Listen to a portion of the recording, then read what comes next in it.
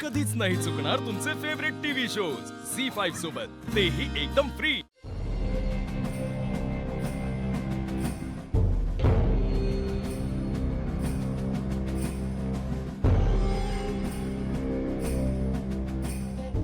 पारू, अगं अशी उभी काय राहिली आहेस? मला दागिने घाल ना।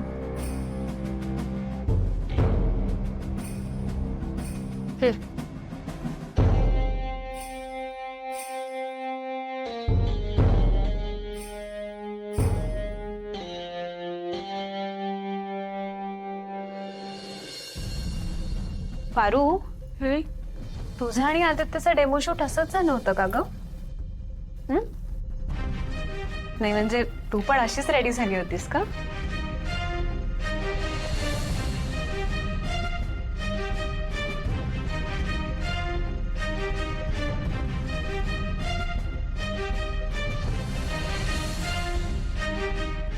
ऐक ना, मला आज असं नटव की आदित्य माझ्याकडे बघत राहिला पाहिजे। तुला तर अनुभव आहेच ना, मला ना आज नवरीसारखाच नटव, म्हणजे माझ्या आणि आदित्यच्या लग्नामध्ये मला सजवण्याची जबाबदारी अहिल्या मॅडम तुलाच सोपवतील। उलट मीच त्यांना सांगेन की मला पारूच पाहिजे। तुला चालेल ना? पारू, मी काहीतरी विचारतीये, तुला चालेल ना?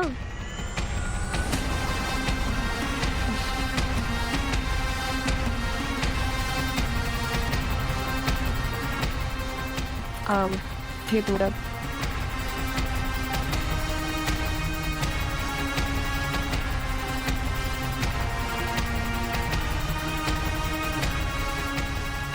पारू, काय बघतेयस? नाही काय नाही।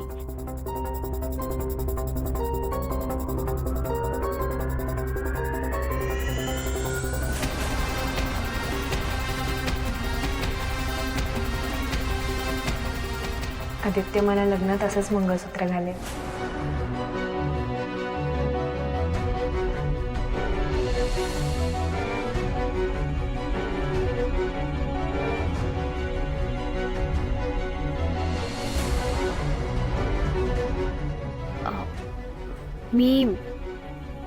मी गजरा घेऊन आले।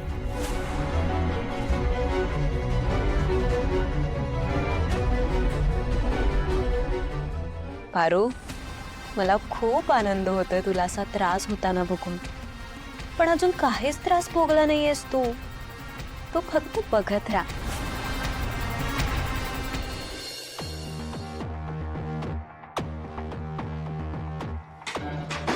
काय रे आदित्य, अजून तयार नाही झालास? काय झालं? ते मी आदित्य, जे काम टाळता येत नाही ना, ते मनापासून करावं माणसानं। काय कामाच्या बाबतीत एवढा उदासीन पहिल्यांदा बघतोय मी तुला। या शो साठी तू स्वतः तयार झालायस ना, मग ते चेहऱ्यावर दिसू देत ना। असं चेहरा पाडून बसू नकोस।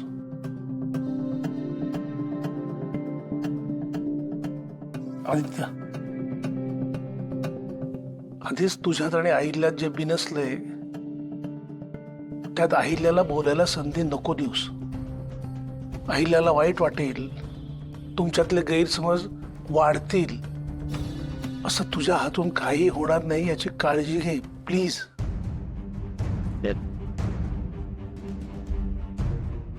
आदित्य,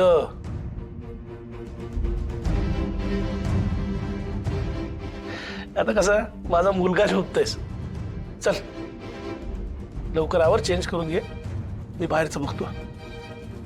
चल आवर। हा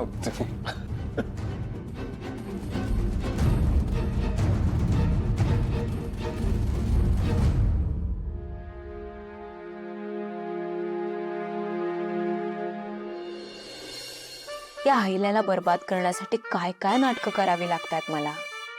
आता काय तो post wedding happy family shoot, यांना वाटतं यांची जगातली सगळ्यात हॅपी फॅमिली आहे। पण यांना कुठं माहिती आहे या फॅमिलीची हॅपीनेस घालवण्यासाठी मी आली आहे.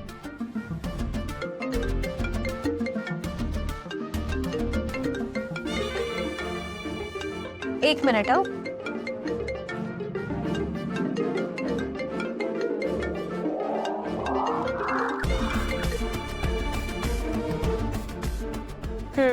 ओ मॅडम, तुमच्या नादात माझी पोरं अडकली राव.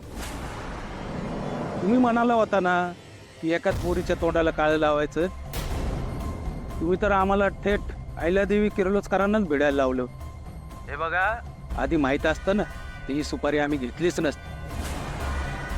आता ते पोलीस पण माझ्या पोरांना सोडत नाहीत. पैसा खर्च करायला लागतोय भरपूर.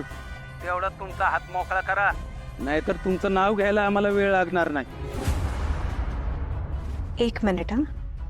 मी तुझ्या माणसांना सांगितलं नव्हतं मंदिरात जाऊन त्या आदित्य सोबत मारामारी करायला. आपली डील पारूच्या तोंडाला काळा लावायची होती. त्यात सेट. आता जे झालं ते झालं ना. कोणीच ठरवून केलंय. मग प्रत्येक वेळी मीच लक्ष घालत बसू का? अहो काय बोलताय मॅडम?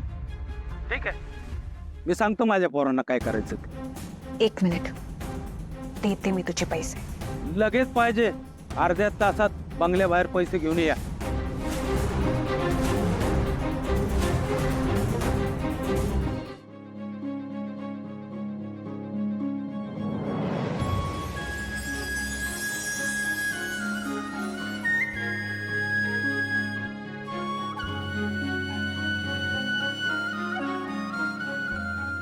पारू, तू ठीक आहेस ना? बघ, मला ना हे सगळं अजिबात आवडत नाही हे करायला, पण आईसाठी करावं लागतंय. आदित्य सर, अहो हेच तर काम आहे ना तुमचं.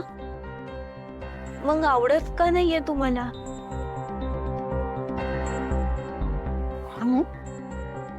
यार कसं सांगू तुला पारू?